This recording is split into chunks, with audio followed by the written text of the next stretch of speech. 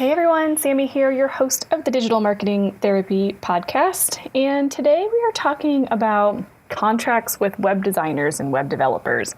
We've done an episode about this before, but it's been a long time. And I just wanted to kind of have this conversation again because we've been, again, finding like a huge influx of people coming in and asking us, about what's in their contract, why they're not getting the results that they want, how do they get their designer or developer to get the work done on time. And there's so many different things that can come into play.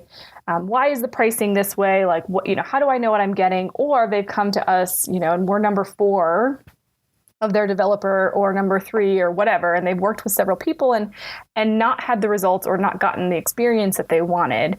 And so they're upset, and now they've come to us and they've spent a lot of money, and we're trying to wade through kind of how to fix, give them what they want, make it work, and stay within kind of a budget because they didn't get things that they wanted the first time around, which is really unfortunate.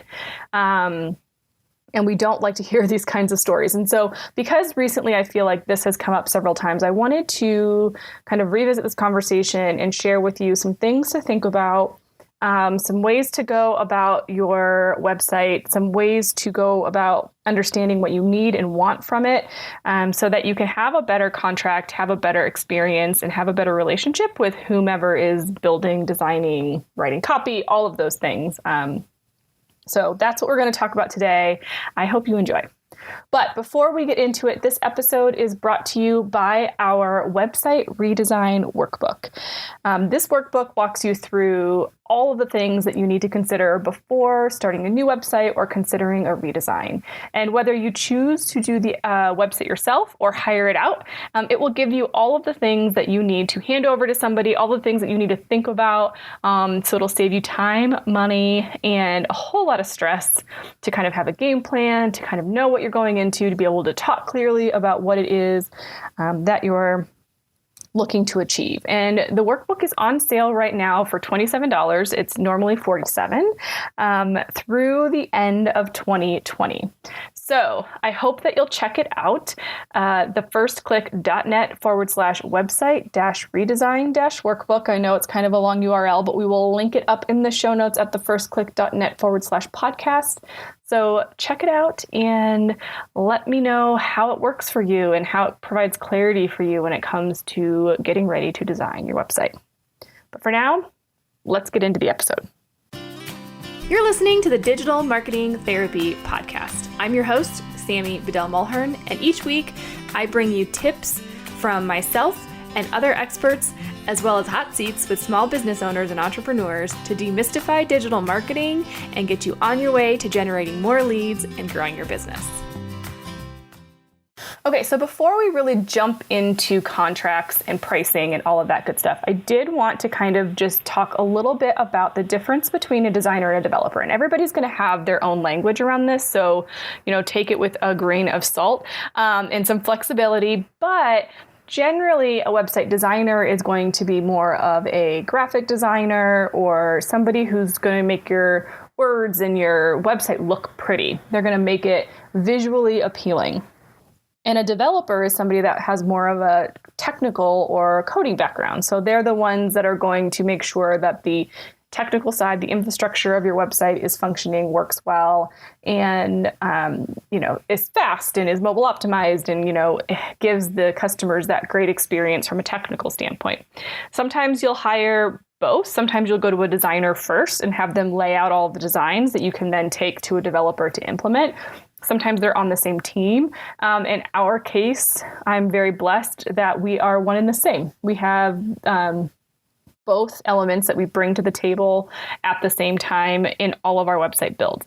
And I think this is really important for you to understand the difference, because you can have a website that's beautiful, but the words or the images or it doesn't convert people in the way that you would expect, or the functionality doesn't provide that experience for customers that is going to, get them to donate or get them to buy more or whatever. And the flip side can be reversed. You might have an extremely clean, technical, well-performing website, But again, the design and the copy and everything just isn't quite matching up to your brand or your vision. And long term, it's just not going to be a functioning site. So you definitely want to make sure that you have your bases covered on both sides. And again, it can look like a whole bunch of different pieces. So, we're going to talk a little bit about some of the different types of people you might need to hire throughout this process. But just remember that a designer and a developer are going to be different people. They might be the same person. So like in our case, I'm client facing and we have a designer developer who is very talented on both sides. It might be two different agencies. It might be the same agency, but just you really want to be clear on that part of the piece before you even, I want you to understand the difference between the two. The other thing that I really want to make sure that you are thinking about is, we definitely recommend interviewing at least 3 different people.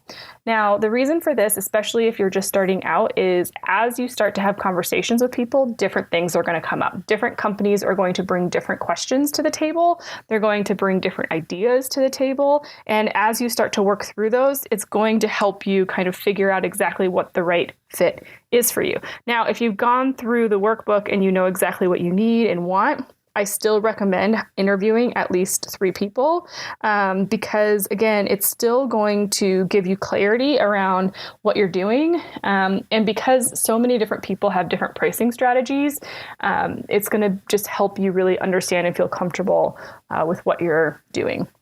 Now, some of it is absolutely going to go off your gut, who you feel good with, but also understanding that this is a relationship. If you're working with somebody on your website, this is going to be one of the bigger investments that you make in your business.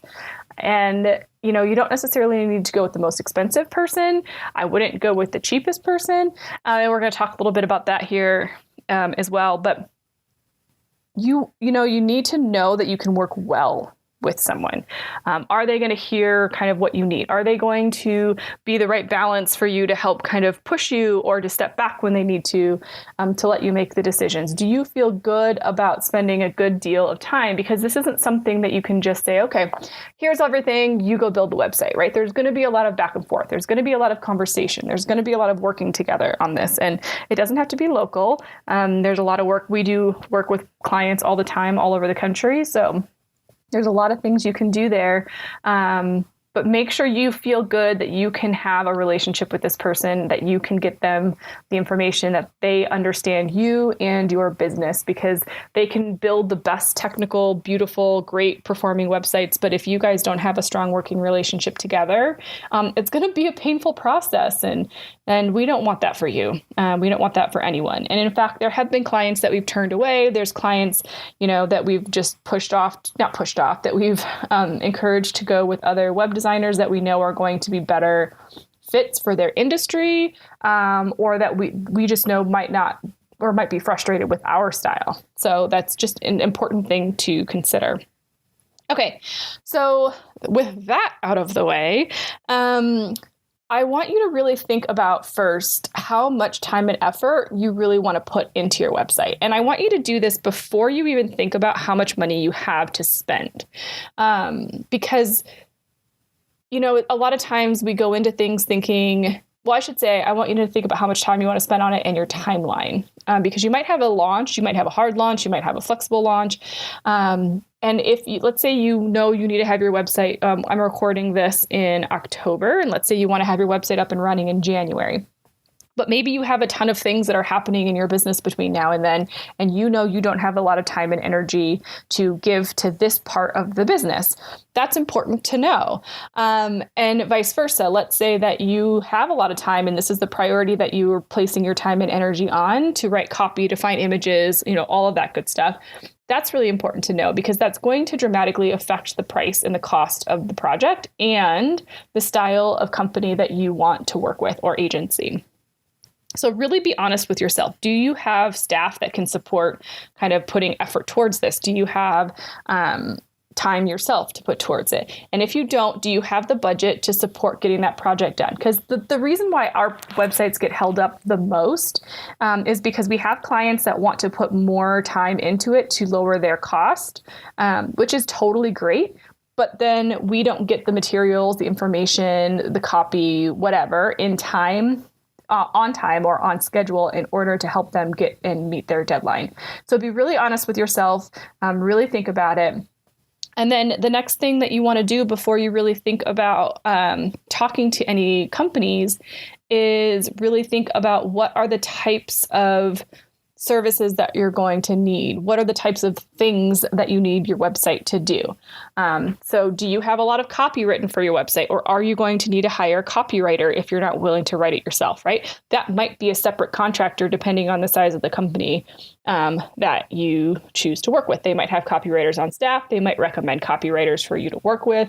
Maybe you're in a very specific industry, like healthcare or finance or education or something, and you really want to make sure you have somebody geared towards your industry, that might be an additional expense. Do you have all your branding pulled together? If you don't, then that might be an additional expense, making sure you have a logo and brand colors and fonts and that consistency within what you have going on so that your website is clean and all of that stuff is pulled through every single page.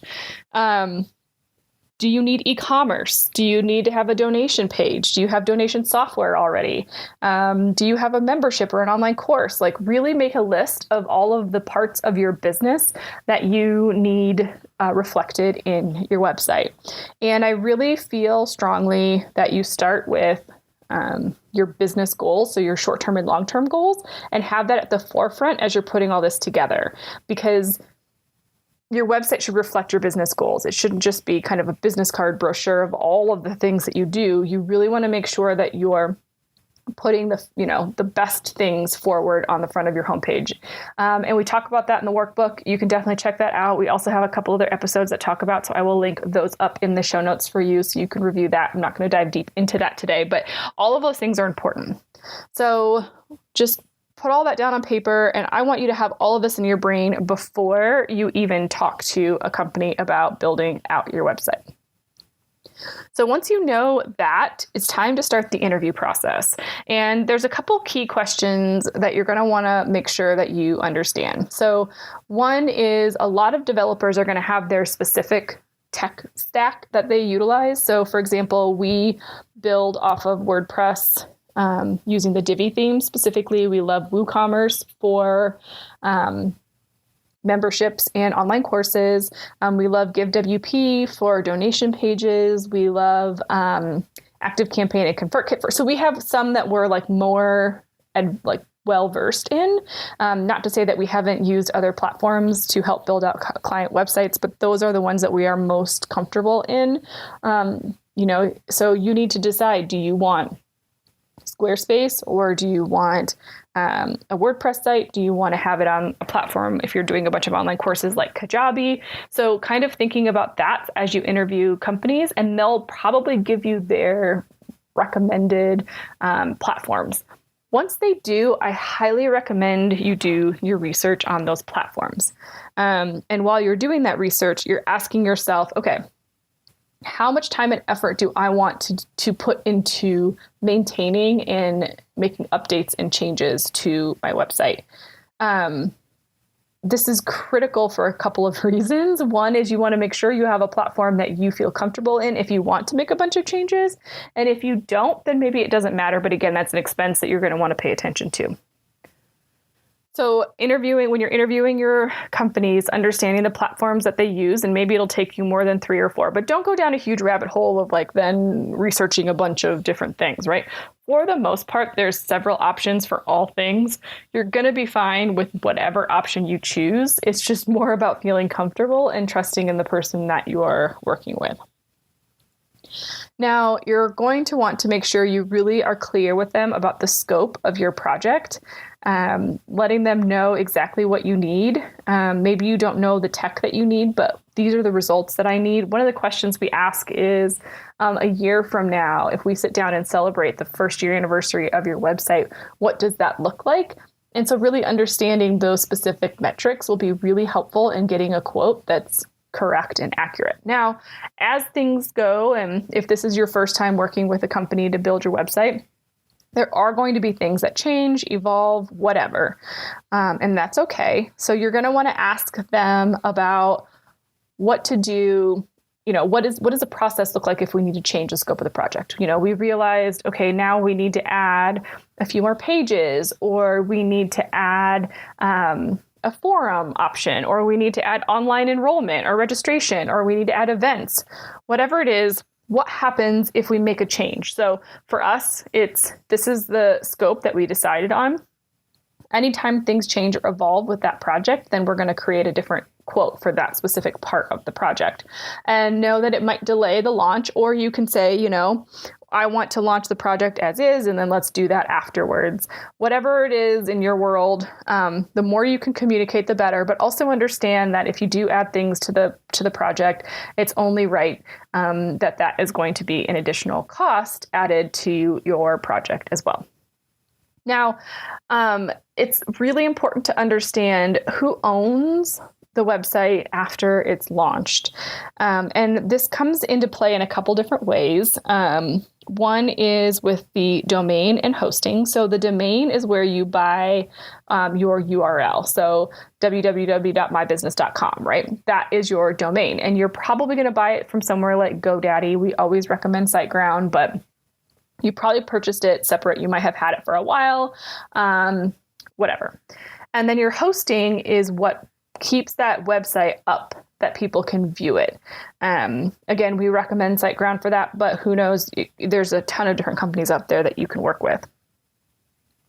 So understanding how that works with the company that is building your site, you'll want to ask them what that looks like. So we have website hosting maintenance plans, care plans that happen after you go in, or after your website launches. We recommend taking a look at those a little bit earlier so you can see what kinds of things are in there. So for example, some companies, especially those that are going to put you on a monthly rate, you really want to take a look at, because they might be leasing you your hosting, or taking part of your hosting, or leasing you their domain. And what that means is then after the project is done, when, if you choose to discontinue that relationship, they might own your website. They might just be able to keep it, and then all the work that you did is no longer yours. So it's critical. I really truly feel that having a company that lets you own your website after it's done, that teaches you how to maintain it after it's done, is super important. Now, what you do with it afterwards is totally your call, but you really want to have that control. So keep your domain, keep your hosting, or allow somebody to have your hosting. Like we have some clients that we host, but make sure it's in the contract that should you terminate your relationship, that you can then transfer hosting either for a small fee or at no additional charge, so that you can still maintain and control your website. The other thing with pricing, I think, like I said, the cheapest company usually has some sort of end game. So they usually have a different model where they're getting that recurring revenue afterwards to continue to still make that rate. So really just don't just take a look at the bottom line pricing. Take a look at everything that happens afterwards, everything that it adds up to be in the long run, and really be open and honest in asking those questions so that you know exactly what your expenses are going to be during development, post-development, and on an ongoing basis. And that kind of goes into what happens after you launch. Do they stay and maintain your website for the next 2 weeks or 30 days so that you can make sure there's nothing that goes wrong?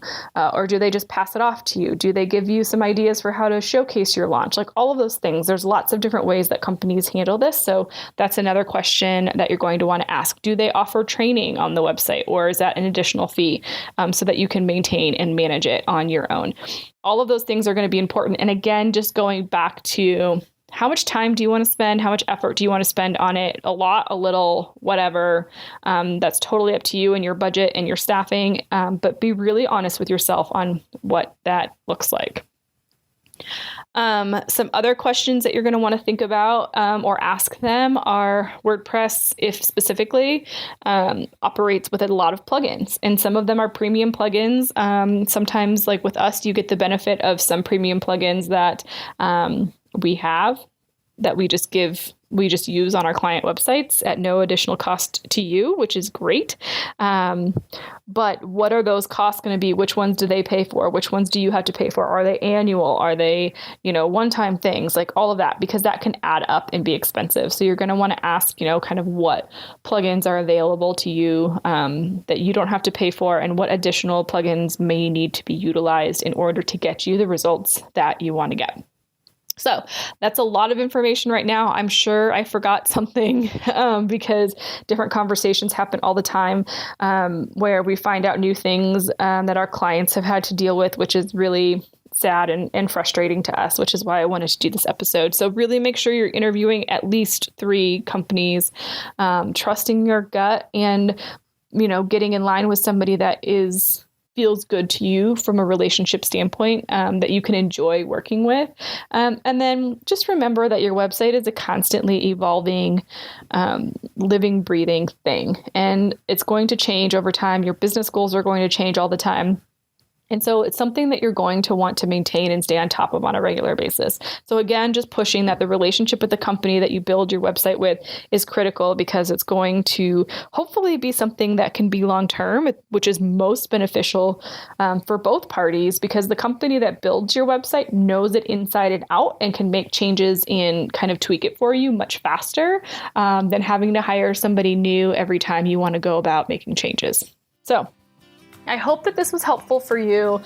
Please head on over to the show notes at thefirstclick.net/podcast. I will have some resources there for you. But yeah, make sure you subscribe wherever you listen so you don't miss out on a single episode. And I thank you so much for listening to my podcast. I really appreciate it. I know there's a lot going on, and thank you for taking the time. I'll see you in the next one.